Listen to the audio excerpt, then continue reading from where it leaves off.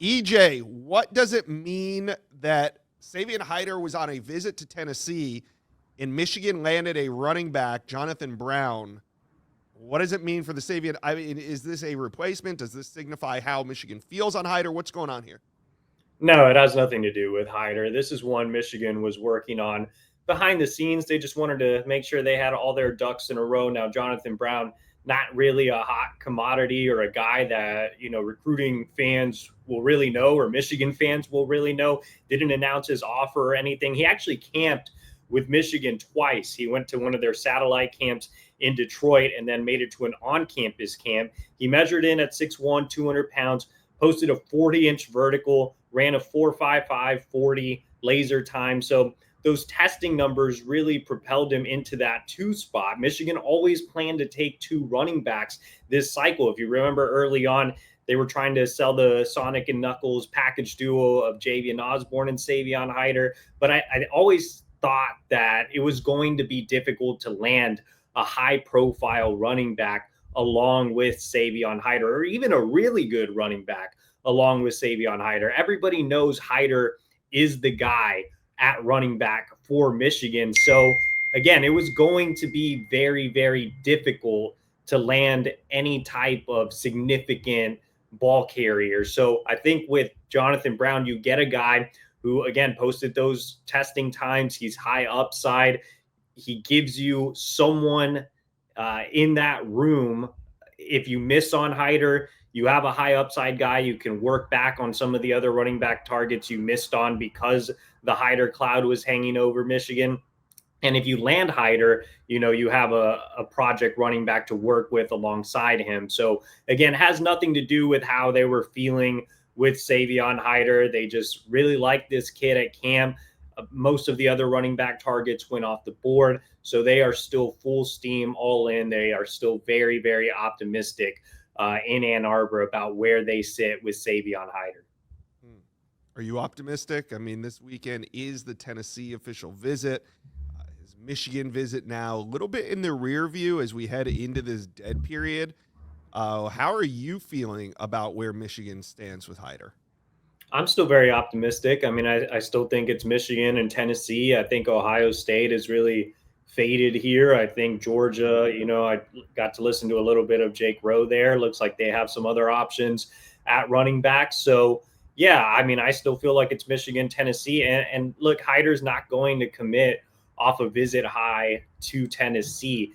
They have a very calculated plan. They're going to go back. They're going to sit down in Virginia and talk about the next steps. They're probably going to take a few weeks to kind of mold things over, take a break from what has been a very strenuous official visit season for the Hyder family. I've been told that the plan is to make a decision in late July, maybe even August. So I don't think Hyder is anywhere near making a decision in the interim. I don't expect him to pop tomorrow or next week or even the week after that. So I don't really think it matters. I think he's going to let the visits marinate. And again, I still feel pretty optimistic, and those around Michigan still feel very optimistic here with Jonathan Brown. Again, they just wanted to have, a bird in the hand.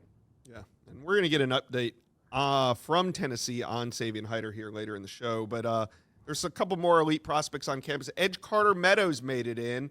We know this is kind of a Big Ten battle. Where do you think Michigan stands after this visit?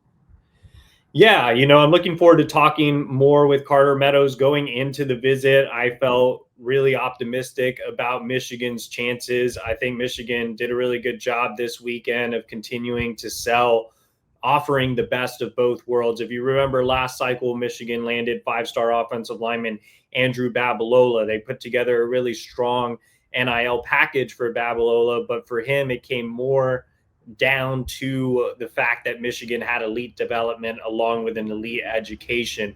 And it's very important for Carter Meadows to have that combination. From speaking to his parents, they're more academics than they are football fans. He goes to one of the best high schools on the East Coast or even nationally in Gonzaga. Michigan has pulled prospects out of there in the past, Kainoa Winston, Evan Link. So, I think schools like Ohio State, they're in a little bit of desperation mode. You saw that Luke Wafel recruitment kind of get them ramped up there. They lost them to USC. I'm sure that Ohio State is planning to go all in on Meadows with some type of NIL package, but will it matter to the Meadows family, who has long made it clear that education is the most important thing for the family? So I'm not sure. Penn State was also involved in that Luke Wafel recruitment that saw his dramatic turn to USC. They have his brother on the roster, Owen Wafel, who was actually a former Michigan defensive lineman. So, Penn State is going to ramp things up with Carter Meadows as well. So I think, yeah, it's definitely a 3-team battle here with South Carolina on the outside looking in. But I really feel like if the Meadows family stays true to what they've been saying all cycle, that it's education and development, I think Michigan can win out.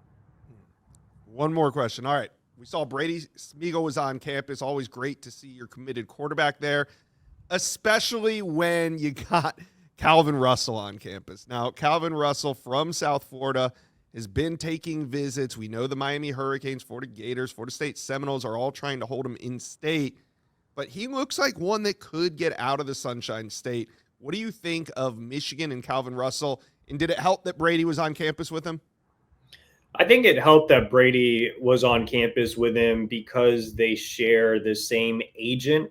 But I think it was more important to get Calvin Russell in front of Bryce Underwood. Bryce is the future at the quarterback position. And Bryce was with Calvin Russell throughout the visit. They took some photos together with Sharon Moore in the big house. Bryce was actually in an Instagram post, helping Calvin Russell carry his things into the big house to take that photo. So, yeah, I mean, Bryce Underwood is the big selling point. Again, I think Brady Smigiel helps because they share the same agent. He's in the same class.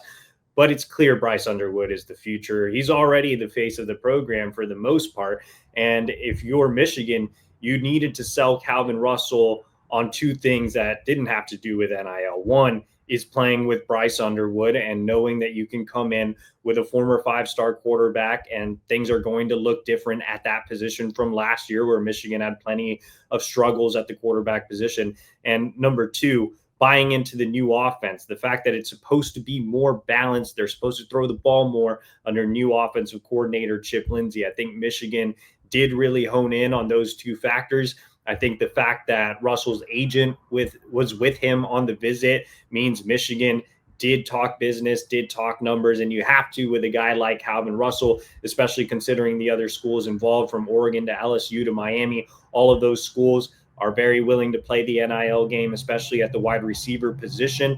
LSU has the lead on the On3 recruiting prediction machine, but they already have a handful of other receivers committed. He's a Miami legacy. His mother's in the Track Hall of Fame at Miami, but it doesn't seem like it's a slam dunk for the Hurricanes coming out of his OV there last weekend. So the door is open for Michigan to say, hey, come play with Bryce Underwood. We'll put together a really big NIL package. And on top of that, you can be the focal point of the offense. As a true freshman, we need wide receiver help.